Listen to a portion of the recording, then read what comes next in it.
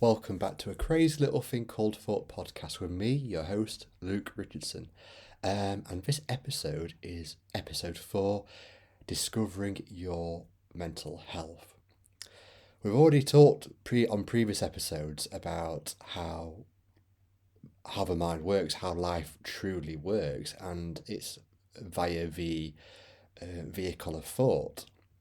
With thought being the missing link to our mental health, and which also is the key to our you know illusory mental sickness. And we've also discussed about how our level of consciousness can have a massive impact on our mental health. So basically, a lack of consciousness, a lack of understanding about our level of consciousness can contribute to, mental sickness, illusory thoughts about the outside world. Um, so I want to take this podcast audio recording. I want to take this opportunity on this recording to, go a hell of a lot deeper with you guys. We talked, as I said, we talked about thought, we talked about consciousness. I want to discuss about, you know, something that we can't see. So basically, because we have our intellect, there's only so much we can see of the world. We see our own world with our intellect, through our thinking. But beyond our thinking, there is a world much more vast than just our thinking. I mean, think about it. Think of the universe. We know we're here on Earth. We know that there are other planets in our solar system that we've obviously never been to, but we have no idea if there's life on there. But that gives us a clue of how massive, the universe is, and there's, you know, I think there is well, I don't think I know there's a formless energy out there, a world we can't see, basically, because of, the gift of thought we have is great, but it only limits us to the life we experience. There is so much vastness out there that is invisible to us. That's huge, when you understand that there is so much going on behind the scenes, the the back the background cast of your play that you have. So basically, let's say you're living your life, and it's a film reel from the get go, from when you were a baby to this point. It's always been a film reel. Older people know what a film reel is, but the younger generations may not. So, you know, on the film reel, there's images of a film going on. That's your life. That's been your life since, day one of your life to now. It's been a film reel. And that's that film reel has pictures on there that plays each moment of your life. And, as the film reel adapts, and adapts and changes for you, it could be a good film, and as it keeps rolling, it could be a bad film. If you want to have a good experience, you put a good film reel in. If you're having a bit of a more negative experience, you've put a bad film reel in. So that film reel that I'm trying to describe to you, that film reel that you have, that's been slotted into your mind, that's going round and round and round, it's all you can see, it's all you can experience. And the funny thing is, despite it being real to you, it's not real. It's only real because you're conjuring it up. You're the magician of your own trick, if you want to look at it that way. You are an illusionist. It's funny, isn't it? People say, "Oh, I'm not a creative person," and I think when people say that, when they mean it in terms of an art, but it's particularly, artistic. They don't not very good at doodling, not very good at painting pictures, not very good at using a computer to design graphics. I'm not a very creative person. And the hilarious thing about that is, humans are the most creative people imaginable because we create all day long. So what's the point in all of this I'm trying to make? Well, the point I'm trying to make in it all, the point I'm trying to make with all of this is that if you have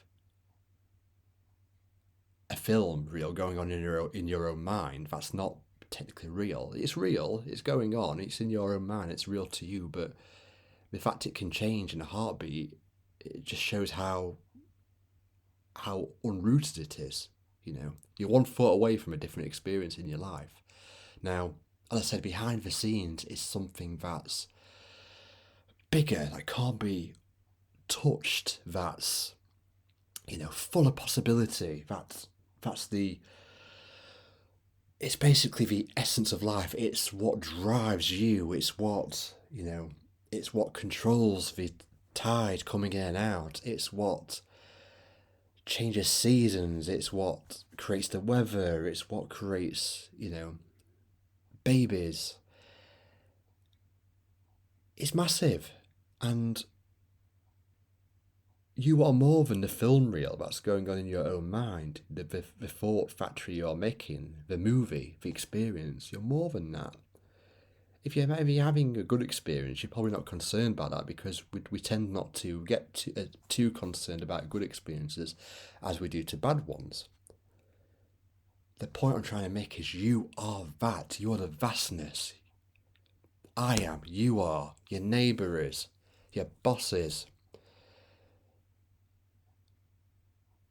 The lollipop lady is. The people who work at restaurants are. The people who work at the cinema are. The people who work at McDonald's are. Everyone is that vastness, that energy we can't see. We can't get there with our own intellect. You can't get there with your intellect because your intellect is certainly limited to how you think. But there are so many possibilities into what you think because of that vastness out there. It might not make any sense to you what I'm saying. That's okay. Don't worry about it. The problem I have on these podcasts or the recordings is I've only got my technology and my words coming out of my mouth to explain this as the best I can. As does everybody else who has an inkling, a deep understanding of what's going on that's bigger than our everyday thinking.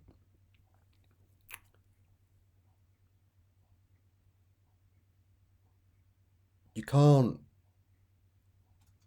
can't convince someone of that, what I'm trying to explain. You have to kind of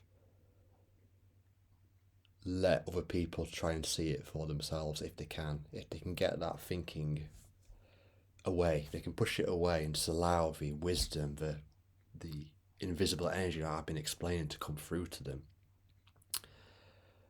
If someone can do that particular person is going to thrive, Not all day, every day.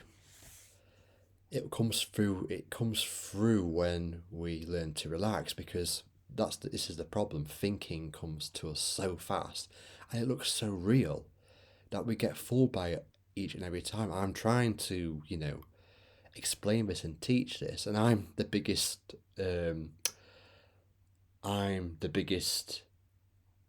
what's the word I'm trying to look for here? Is fool the right word? Probably not. I'm not a fool because everyone falls for it, but I'm very gullible to it. That's probably the word I can think of right now. I put it this way: if the illusion was a bus, and I'm at the bus stop deciding whether to get on the bus and go for a ride with my thinking or just stay at the bus stop and let the bus go past, I'm definitely a person that's more inclined to get on the bus than not and go for a journey.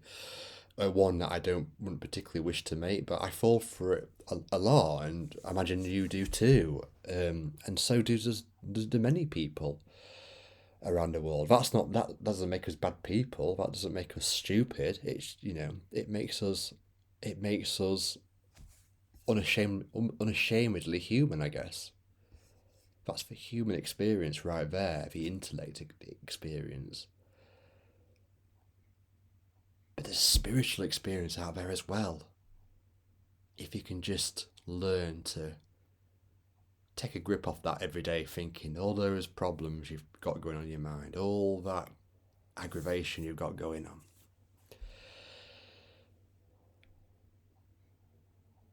If you've got problems and anxiety and mental health issues that come with that, negative thinking, just take a moment just to kind of remember what I'm saying, that you are more than the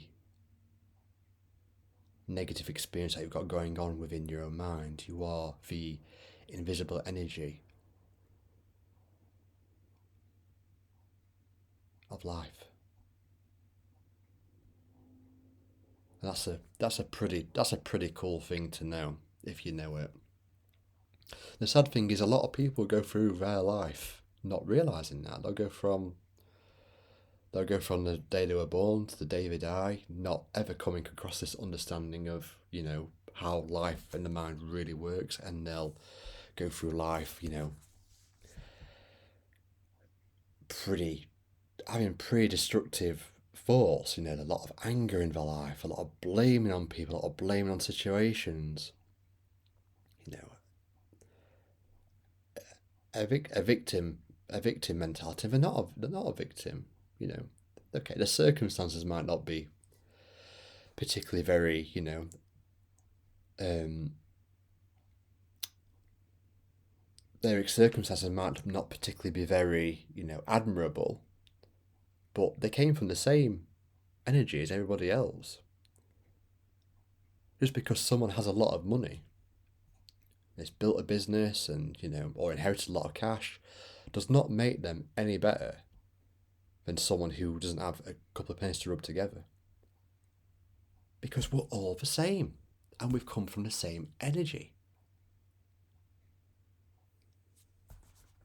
I hope you really see this. As I say, I'm doing my best with my words to explain the point I'm trying to make here. That your temporary, illusory thinking is just, it's just not you, and it creates more problems than it's worth for you. With this understanding, you can go to work and have an easier day than you could ever imagine if you remember this understanding. If you don't, you tend to fall into the, like I've just explained about getting on the bus of, not attractive thinking. If you don't understand it, have a deep understanding, deep understanding about thought, a deep understanding about consciousness, and a deep understanding about the spiritual essence of life, you'll tend to get on that bus and go for a ride and, feel like a victim. That's not what we are, you or me or anybody else is. We have every right to be here on this planet and feel good, because that is our invisible energy. It's the default setting, it's our birthright to feel that way. You weren't born to be anxious about a job, about a situation, about money, all these other problems. Because if you think about it, let's stick to money. You have £1,000 in your bank account, or $1,000, and one minute you have a perspective of, oh, that's great, I've got £1,000 in my bank account, excellent, that really helps me to sleep at night. And you do, your reality is that £1,000 is a hell of a lot of money, and you think the £1,000 gives you, a good sense of mental peace. So I've got £1,000 just in case something really bad happens. A week later, the £1,000 is still in the bank account, and then your mind starts to wander. Your mind starts to create this illusory thinking that I've been trying to explain to you. That's not real. Same £1,000, the same £1,000 is in that bank account.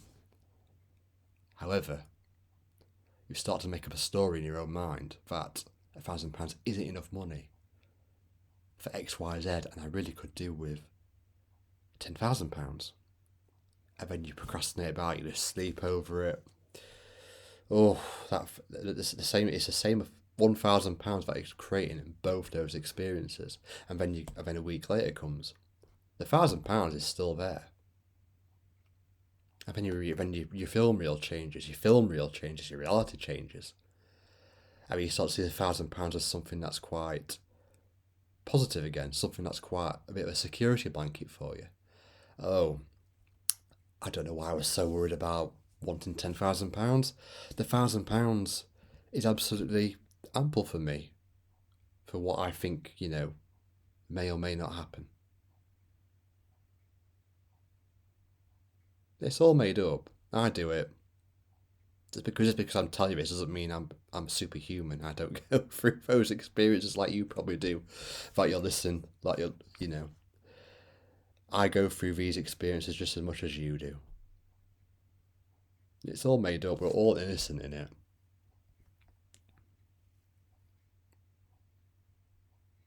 Think about a friend. 1 minute they're your best mate, best bud, couldn't live without them. And then the next minute, or the next moment, or the next day, the friend is driving you crazy. It's the same friend, and you're just changing the film reel, the story in your mind about that friend. A friend hasn't particularly done anything to. It might look that way, They might have said something or done something to change your thinking about them, but that's all they've done. They've only done something in the outside world that you've kind of thought about, hooked onto, and created a story about. The point I'm making is there is an invisible energy out there that is bigger than our tiny little minds that's creating these stories all day long that we're limited to. The human potential is there because if you think about it, you could have 1,000 different realities and thoughts about money, or any situation for that matter. You could be extremely relaxed about money, or an amount of money, or you could be very, very insecure with an amount of money.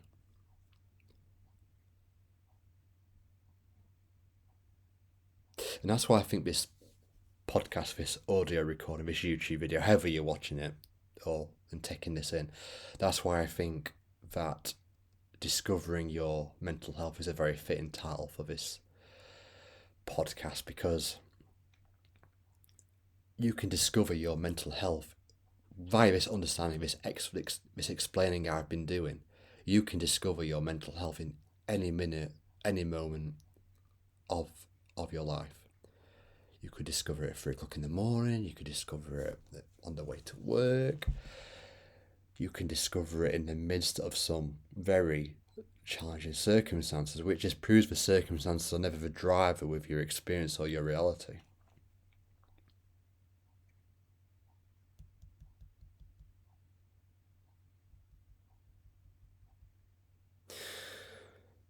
You are incredible. You are amazing. It just may not look like you are to you. It just may not look like you are amazing to you from time to time because of a lot of mental clutter you have going on.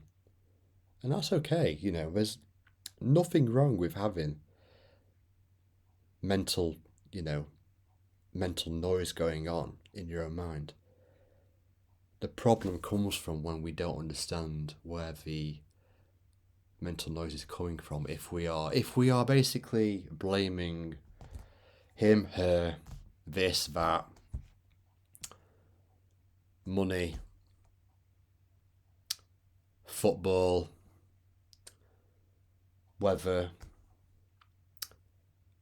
I won't keep naming topics and that, because you get the picture. You could have 1,000 excuses to why you might be unhappy. There's nothing wrong with having negative thoughts, but if you're pinpointing it onto something, that's a sign of, of, misunderstanding.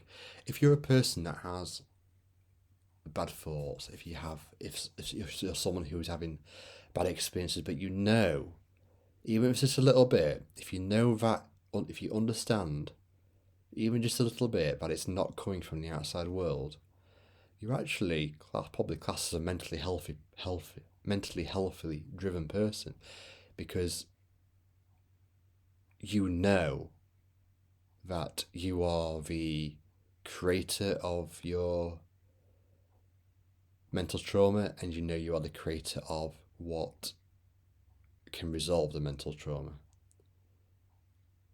Have you ever noticed that when you've got a noisy mind, that you've not necessarily done anything in the outside world to make it better, but all of a sudden you feel better? Now, how can that be? That's not because you've turned your world upside down, your circumstances, to make it better. That's because you've changed your thinking. But we get confused because we link the two things together. We assume when we feel better that something outside has done it to us. And that's just simply not the case.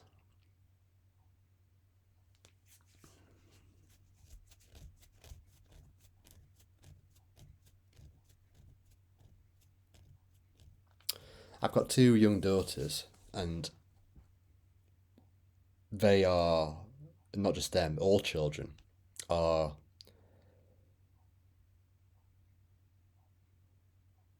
are a great example of this understanding that I'm trying to explain to you. Because when you look at a child, they go through a roller coaster of emotions day in, day out. My kids are the same. 1 minute they'll be absolutely happy, and then next minute they'll be sad. But have you noticed that they don't seem to particularly hang on to the bad for very long? They could be crying about something, absolute tears. The next minute, they're 10 minutes later, they're back to their mental health, and it's as if the problem they were crying about was never a problem in the first place. Now, that's because they've discovered their mental health. Kids, that's the wonderful thing about children. They discover their mental health, the real them, much quicker than adults do. Adults tend to, as they get older, especially when they become teenagers and beyond, seem to start the misunderstanding process from that point. We get a bad thought experience, and because we're more conscious about that, we seem to go, oh, what's that? And then we hang on to it. We make it a problem, and we fertilise it. We pour water on it. We pour water on that nasty thought plant, and it starts to grow. Or another way of looking at it, we go to look at the bad experience and bad thoughts as a hotel. We go and get a reservation there. We go and book a hotel room there, and stay there until we decide to vacate. I say children are extremely good at just letting thoughts and experiences flow through them. They're never riveted to their thinking for very long. Michael Neal, who I'll put a few links to his work on this on this in this audio recording and YouTube video, explains it very well. That he realised that when Michael Neal discovered this understanding as well, he realised that babies didn't need therapy. And it's true. When do you see a baby go? Babies and children cry. They don't get sent to a shrink to discuss the problem, do they? Because they don't understand it as such, because they're children. But they have a new experience of life in a matter of minutes, and then the situation changes for them. Their world changes, and they don't hang on to the bad experience they had a few moments ago. Whereas, as I say, adults, we do, we hang on to things, we grip them tight, what's this bad experience, what is it? Why am I having it? How do I resolve it? And so on and so on and so on.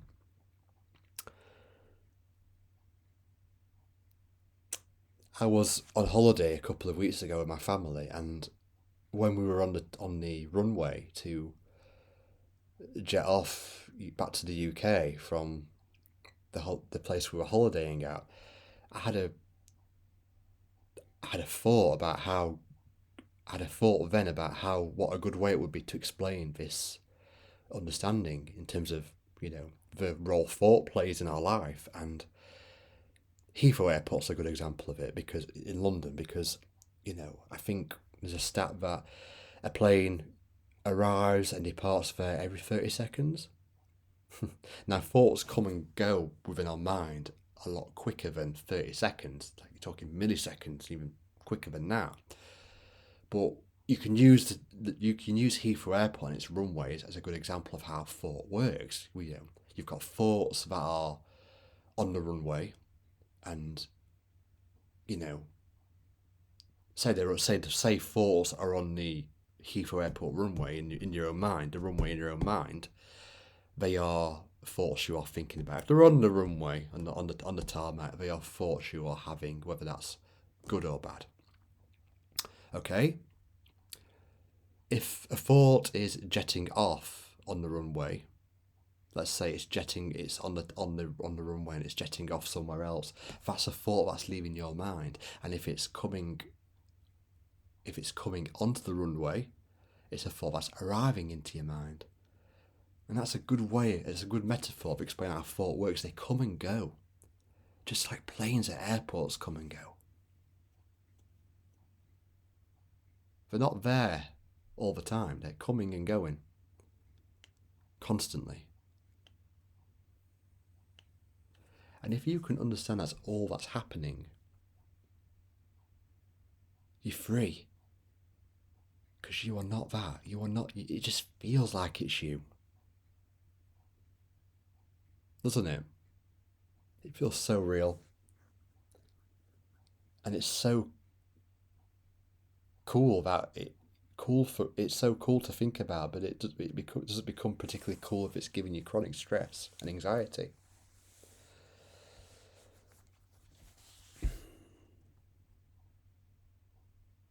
I used to be a project manager at a company, and I won't go into it too much. I was pretty stressed in that job. I'll change the wording. I thought I was stressed. It wasn't particularly the work at the company that was driving my stress, although it seemed that way to me. But when I deeply understood the role of thought and how it worked, all that was going on was me. It was me causing my own upset. It was me causing my own stress. Okay, the work at my old job probably amplified it, but it wasn't the main driver. My own inner engine was the thought driver of my stressful experience.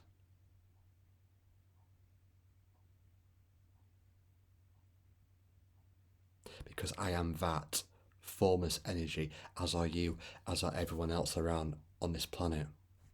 There is no human being on Earth, or any creature for that matter, who isn't that formless, invisible energy. And that's where your mental health lies, within that space. That is discovering your mental health. I hope you got a lot. I hope you got a lot out of this one. As I say, I'll put this on Spotify podcast. I'll also, if you prefer, again, to watch the video, the YouTube version of this recording, I'll put it on there as well. As I say, Michael Neal gives some great quotes, like the babies don't need therapy quote. I'll put a couple of links to his TED Talks on there as well, if you'd like to have a watch of those at some point. Okay, thanks guys, thanks for listening, much appreciate it. if you have listened, I very much appreciate you taking the time out to listen to this video. And if it helps with any mental health problems you might have, that's absolutely fantastic for me. I feel very humbled if you are being helped and served by these recordings. Take care. I'll see you on the next one. Bye bye.